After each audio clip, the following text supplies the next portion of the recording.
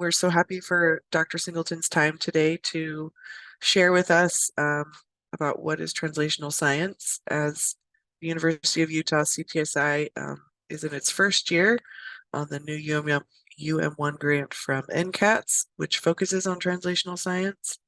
So we're happy to share this information with our collaborating course hubs, and we're grateful for everyone's attendance from those hubs. Kansas, Arkansas, Iowa, Dartmouth, New Mexico. We're grateful for your time. And I will turn it over to Rob for his presentation. Thanks for letting me talk to you. You can just go to the next slide, whoever's doing that for me. Thank you. Here's what we're going to talk about. I want to just start by talking about who's in the audience, because while this was originally imagined as a meeting for CORE's CTSA hub members, and that will be the main focus of what I talk about. There's also somehow this talk has gotten more widely advertised, and so I think there are like junior faculty members and members of the university research community who are in the audience, and so I'm going to introduce a little bit about the CTSAs and COREs just by way of bringing them into the conversation. We'll talk about what translational science is and its components. For me, as I learned about translational science, I was starved for examples, and so I'm going to offer you some of the examples that I think are illuminating about how translational science is supposed to work. And then I'll finish with, I don't know, some tips about what it means to be a translational science expert, if that's even possible. I have a lot of caveats and disclaimers. I have a very simplistic and maybe reductive view of what it means to do translational science. And my remarks certainly do not necessarily represent the position of NCATS or of the NIH with regard to this. Next slide. So by way of introduction, the Clinical and Translational Science Award program is 60 sites in academic medical centers around the country that collaborate together to advance clinical research. And it is hosted and funded by the National Center for Advancing Translational Science, one of the institutes of the NIH, which provides funds to each center, really for the purpose of supporting the performance of clinical trials across their lifespan, from first conception through performance and evaluation. And NCATS and the CTSA program focus on translational science as a method, as a dialectic to accelerate translational research. And this, on the right-hand side, this is really their graph, their figure. It recognizes the huge problem of the pipeline for translational research and the very limited number of diseases that actually have a treatment that changes the natural history of the disease. And the bottom line, new treatments take far too long to develop, and anything that we can do to increase the efficiency and speed of developing quality new treatments, that is incredibly valuable and cost saving. Joni Rudder has basically made more treatments to more people more quickly her motto for CTSA. Next slide. Within those 60 sites, CORES, the Consortium of Rural States, is a group of CTSA award sites that have come together to collaborate on projects that are both clinical trial work and also sort of organizational within the structure of the CTSA program. And it's, for those of you who aren't part of CORES, this is the key audience for this, because we're going to talk about how the new structure of the of the CTSA UM1 FOA really focuses on translational science as an important component. Next slide. So for most people in the audience, this is not a new concept, the translational research spectrum. This figure from INCATS, you won't be surprised to know that it focuses on the all of the different parts of the human clinical translational spectrum. But I want to recognize that there's a lot there. You could probably dissect out multiple levels of preclinical T0 research as well. And in each of them, next slide, there's really a process of translational research in which for a given disease or project or concept, you have to overcome project-specific barriers in order to achieve the goals of your project. And when we write a grant, the aims of that grant are about recognizing the challenges to achieving a translational research goal and how you're going to effectively, efficiently achieve those goals. So that's what translational research is. Next slide. And translational science, I think, it is the meta of translational research. So it is the science of to identify barriers, not for just one research project, but barriers that are common across multiple research projects that try and do translational research in this spectrum. Identify those barriers and then offer solutions to them. And this, these are all the ways that barriers might get in the way of performance of translational research. Next slide. So translational science fundamentally develops, tests, and disseminates innovative solutions that may be across a range of tools or concepts. So methods or technologies or collaboration mechanisms, all designed to address these shared translational barriers. I want to take a moment to acknowledge that the next series of slides contain like a series of analogies about this that I didn't make up, but I don't know who to give credit for these. We've modified them a bit. When I say that, not Rachel, has so much as other people within the CTSA program here. We've modified these concepts, but the concept didn't begin with me. And so if someone can tell me in the chat who invented these slides, I'd be grateful, because then we can acknowledge them. But we're basically making it easier to navigate a translational barrier that is not just for one project, but for multiple projects. Next slide. And I think over time, experts, if there are experts in translational science, have articulated a series of attributes to translational science that are important to think about. One is that translational science has utility across the entire translational research spectrum. And I will be showing you examples that come from across the research spectrum. So it's not like this is just for basic science or just for late stage translational research. A fundamental piece is that you not only need to identify a barrier that you think might be important, or might be challenging, but you need to actually describe how you're going to study, identify, and characterize that barrier. Because in the study of the barrier, you may get insights that help you to overcome them in a translational science sort of way.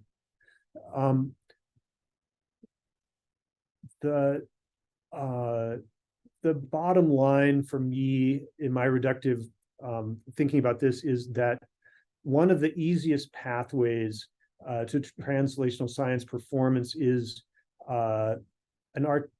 concrete solution you can clearly describe and articulate and explain to others that increases research efficiency. And implied in that is the concept of generalizability. That is, it doesn't just help one project with one disease, but it helps multiple diseases or multiple similar programs of development. And then below the line here, these are things that are important bonuses if you can add them as attributes. Innovation, is a buzzword. Innovation is in the eyes of the beholder. It's always a good thing until what you are talking about for innovation is not practical. A paradigm shifting, I think this is something that the translational science literature talks about, and I have an example I think explains what I think this means. Dissemination is a key piece of this. If you're going to have a generalized solution, you need a way to spread it around, to explain it to other people so that they also can understand it and use it.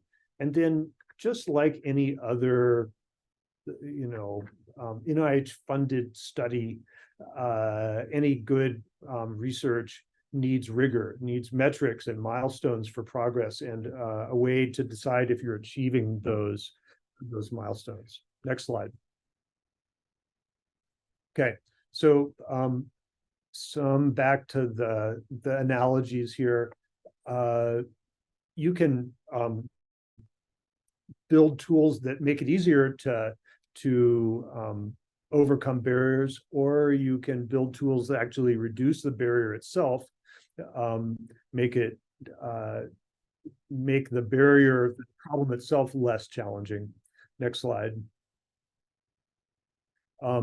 You can also, in this generalizable concept, right, not only overcome the barrier, but make it so that that same barrier overcoming strategy can be replicable across multiple projects in order to increase capacity and efficiency.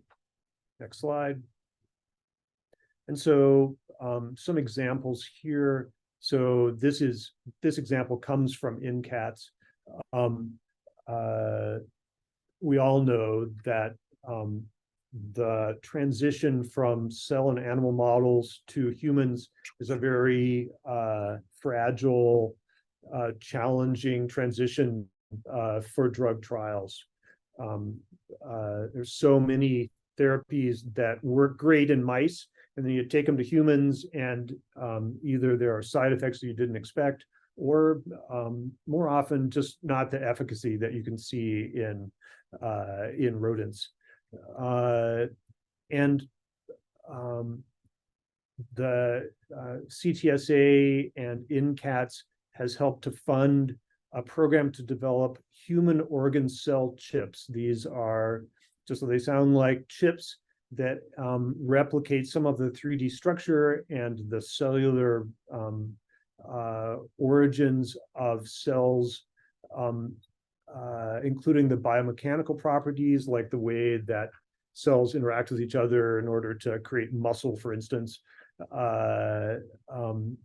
or Schwann cells enwrapping nerve. And the use of these can be used to accelerate drug testing because it's chip-based. So it's still in silico in essence, but it is, or in vitro, but it is a way to help assure that when you actually use human cells in humans, you don't run into barriers. And so this allows pre-screening of drugs in a human milieu. the efficiencies of testing multiple drugs in parallel. And the cells can be customized to diseased cells in order to increase the specificity for a particular range of disease or organ systems. And so you can easily see how this is generalizable. It is a solution not just for one disease, but across multiple diseases. Next slide. I think this idea that by recognizing that the barrier that is in front of us may not be the barrier that we think it is, but instead thinking of a different way to prevent disease progression, for instance, that paradigm shift can be a very powerful aspect of translational science. Next slide. And so here's an example. The barrier to developing treatments for cancer is, or the change in paradigm is that patients often die not from their primary cancer, but from metastases from that cancer. So maybe what needs to happen is not only to prevent cancer from happening, to detect it early, but also if you could in a systemic way prevent metastases, that would be incredibly valuable and reduce the need for other aspects of cancer care or synergize with them. And so a translational science approach is to identify cellular features common to cancer cells that make them recognizable as ripe, as ready to metastasize. And there are efforts to recognize both proteomics and also sort of cellular structure that identifies cancer cells as at greater risk for metastases. And this would allow drug screening in this paradigm that could be used to find drugs that limit disease progression across cancer types. So generalizable and focusing not on preventing cancer, but on preventing metastasis. Next slide. Okay, so as I mentioned before, I'm just going to see what you wrote for me here. I'm going to, I can see the chat, and I think we should save some of these questions for discussion at the end, because you'll make me even worse presenter if I have to think about them. So I'm going to keep talking, but we plan to talk, and we should talk about concepts at the end, because I think there's a lot of opportunity for people to bring their perspectives to translational science. So the CTSA, with its most recent announcement for the new application round, has very intentionally included aspects that address translational science objectives. And having, since our site just went through this process of applying, we can talk a little bit about these concepts. One of them was the so-called Element E projects. These are 2 to 3 year projects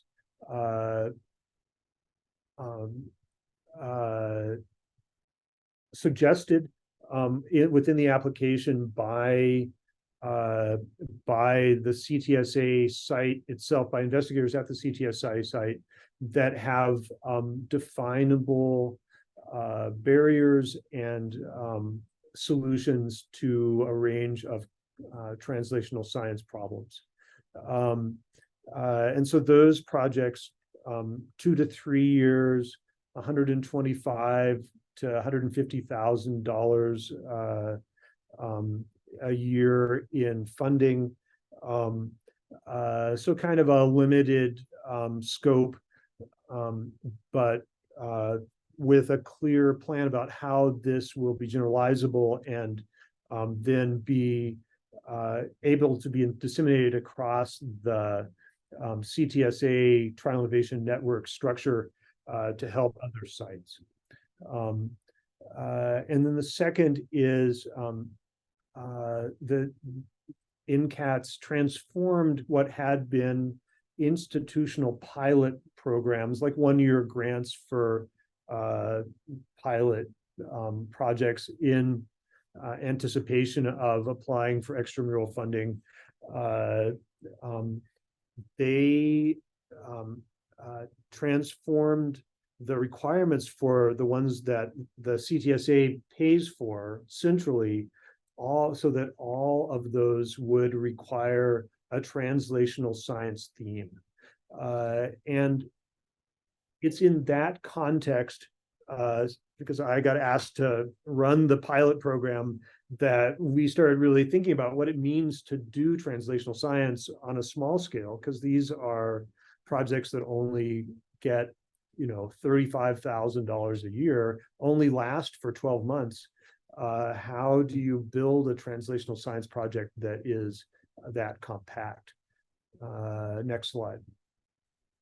So here's what we did, more or less, to organize what we call the Translational Innovation Pilot Program. And here's the life cycle of it. This is for this coming year, but we did something very similar as just a trial period for us before we were funded to do this officially. We made the application process a 2-part process. So we have a letter of intent that we requested in an FOA, and then we take those brief letters of intent and review them for translational science relevance and potential. And by doing so, we also trimmed the number of applications to a more manageable number for us to review and develop in greater detail. Then we had an intensive, 2-month window for application development.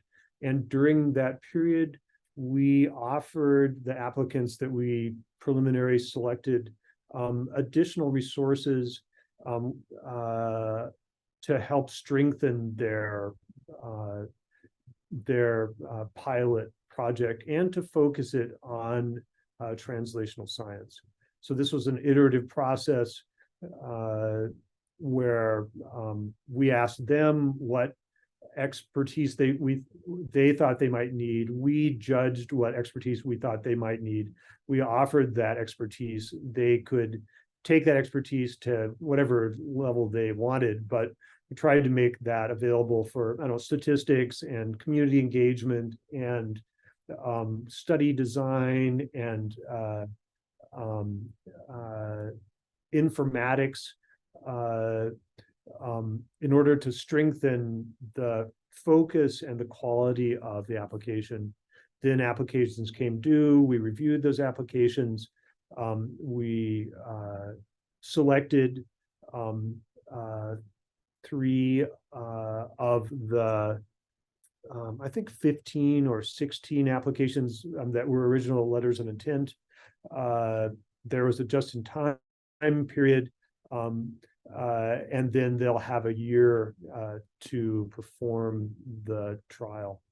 And in blue are all the ways in which we tried to infuse translational science focus into these pilots. At the very beginning with the FOA, we made the point that your application needs to explicitly explain what's the barrier, the translational research barrier you're trying to overcome, what's the structure of how you will overcome it? How might this be generalizable to other projects?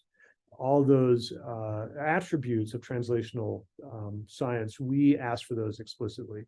We offered a library of translational science reading and resources that applicants could read.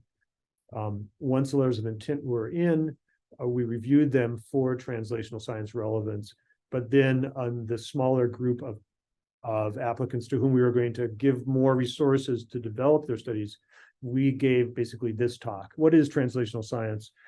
How to give them an idea of how we expected them to focus. And throughout the development process, there were consultations that were informal in order to help the applicants, but also the advisors to understand what it meant to do translational science and how that could be relevant to their projects. In the just-in-time period, we had another discussion about what are the metrics that they're developing for their one-year project in order to keep it on track, but also to make it translational science focused. And then at 6 months, which hasn't yet quite come up, we will be asking for a 6-month report that again focuses on the translational science goals. We've been very intentional about building translational science not only into the request, but also into the development, because we realize just how hard it is to understand what translational science means. Next slide. And here are some of the applications that we funded this year. So Dr. Yang recognized as her barrier that so AAV vector used all the time for now all the time, beginning to be used widely as a genetic vehicle for treatment, but there's a limit to how much genetic material AAV can deliver to a cell, and that limits its use in a lot of genetic disorders with larger genes. So Dr. Yang is developing CRISPR-based gene editing that can do the same thing within individual cells. As an instance of this, she's focused on retinal disease and the USH2A gene. But it's clear that if this can be successful, it can be generalized to other genetic diseases that require insertion of large genetic material. And so I think, again, you can see how this is innovative and how it has the potential to be translatable, generalizable across multiple disease systems. Next slide.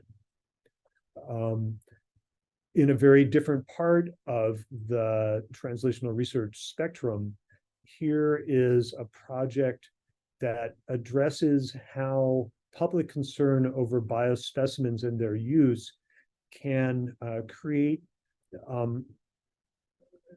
pushback or roadblocks within specific communities to engagement with research and enrollment in research, especially in underserved communities. And so Hillary Kuhn and her colleagues have very intentionally chosen a controversial topic, the use of blood spots, which are collected from people who die in violent or unexpected deaths and are made public, not publicly available. The blood spots are available with significant restrictions to do basically epidemiology, biometric correlation. So,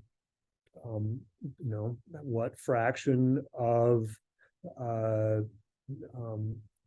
patients who die a violent death in Utah had alcohol or methamphetamine in their blood at the time that they died, for instance. And so you can see how that's a very controversial concept. And because these are not obtained with the dead person's consent, but are instead a service rendered by the Department of Health, basically a potential resource, that there could be significant controversy. So they've taken this potentially very useful paradigm for study and used it as a way to explore community reactions and engagement to the research process in general, in order to facilitate development and promotion of community-informed research. And they hope that this will create a generalized template for this that can then be shared across other situations in disease development, not just necessarily controversial ones, but across this in order to better engage with communities. Next slide. And a third example, here is a tool that can help researchers. So a functional performance index. So currently, standardized functional performance metrics, like a 6-minute walk, timed up and go, those are not standardized, and they are often not performed in quite the same way, and that impairs interdisciplinary collaboration and evaluation of the work of other scientists in this area. And so using an extensive longitudinal database of previous projects that used many functional performance measures, Dr. Thackeray and her team are doing basically a clinometric exercise in which they're looking at these metrics in order to see which ones cohere together best, represent a full range of performance capabilities, and then to validate that functional performance index against a second data set in order to see if the consensus index they create will work well in recognizing progression of disease in a second data set. In the future, then, this could be used to compare with patient-reported measures over time to see, to look at correlation and whether this can be an effective biomarker. And so you can see how this is in itself a tool, but it also has the ability to allow investigators to use a common metric that can allow you to see how studies of different diseases might have similar outcomes or outcome measures. Next slide. All right, and then an element E project or two. So a barrier that we've recognized here in Utah, where we have a giant catchment area, as shown in that right-hand corner there, 5 states with often very rural or even frontier population characteristics. Rural participants often have to drive a long distance in follow-up studies just to get their blood drawn. So in follow-up studies, we've learned a lot about how you can make those follow-up visits virtual. But one thing you can't do virtually is draw blood. And so we recognize that the requirement to be seen in person to draw blood at the central site, like here in Utah, when you live in Montana, that's a significant barrier to participation for rural potential participants. And the solution we're trying to develop is a rural research phlebotomy collective. So using the network of rural primary care clinics that are spread across the Intermountain West with our own university system, but also with the federally qualified health system clinics, with Veterans Administration community-based outpatient clinic, CBOX, with our clinical, sometimes competitor, Intermountain Health. They have a very broad group of community clinics. And we are working to harness those clinics as a place where someone in Montana can drive 60 miles instead of 6 hours in order to get their research blood drawn. Next slide. And then a very different kind of concept that is really based in information technology and statistics. When you have assessment windows that are highly structured or restrictive, it tends to exclude those with barriers to participation that make their lives less flexible. So you have childcare, you have travel, you work 5 days a week. It can be very difficult to come in a very narrow window to have your blood drawn or to do your follow-up visit. And so Dan Sharfstein and his triad colleagues are working to develop statistical methods that would allow irregularly timed data to be used in analysis and still maintain statistical power. And you can see how these more flexible arrangements would make it easier to be part of a clinical trial, give more flexibility to both participants, but also to investigators. And if it means that you can still maintain the same power in the project, then that makes the project much more efficient. Okay, next slide. All right, so just in a few wrap-up slides. I showed you this list before. Can we just go to the next slide?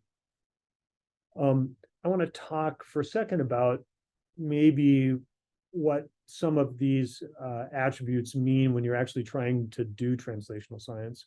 I think the first is that the flip side of every translational research barrier is an opportunity. So being a good translational scientist means seeing the opportunity in those barriers and recognizing them for the opportunity that they are. I already mentioned the importance of not already knowing the answer.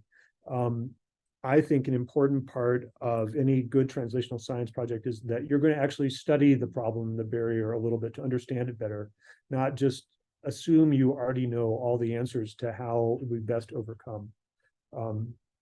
I think that just like any good science, that exploration piece is an important part of translational science. I want to emphasize that solutions need not be highly innovative or esoteric. They can be exceptionally pragmatic and still be useful. In fact, I always like to say that a good grant application tells a story that anyone can understand. And I think choosing a pragmatic solution as opposed to one that is, difficult to understand, that's good grantsmanship, and certainly recognized as important in the translational science community. Next,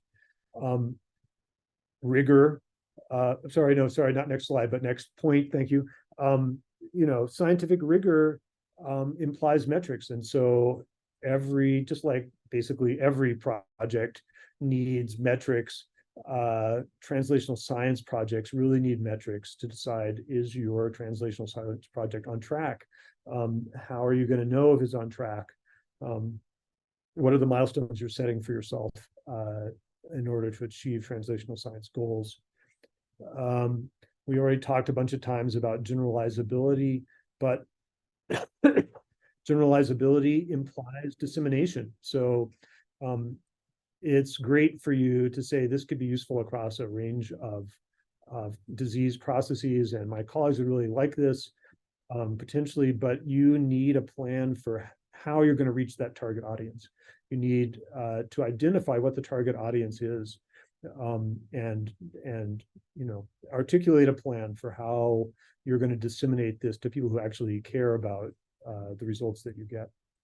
And then my last point is that a lot of successful translational science is really back engineered translational research. So you have recently solved a challenging problem for your own research. Translational science is, wow, what, how could this be helpful to somebody else? And that back engineering is perfectly acceptable. And as I've said here, it has the potential to increase academic productivity. You can write 2 papers instead of 1. You can write the paper about your successful translational research, but you can also then write the paper about how you disseminated your method and made it available to others, and measured their success in using your tool. So I think I'm sure there are additional suggestions here. Next slide. I think we've talked through these take-home points. Mostly I just wanted to show you I love the Jacques Cousteau at the beach with his mother thing. It's like she's littered with seaweed. Next slide. Okay, so with that, I'll stop talking, and I hope we can have some discussion and questions.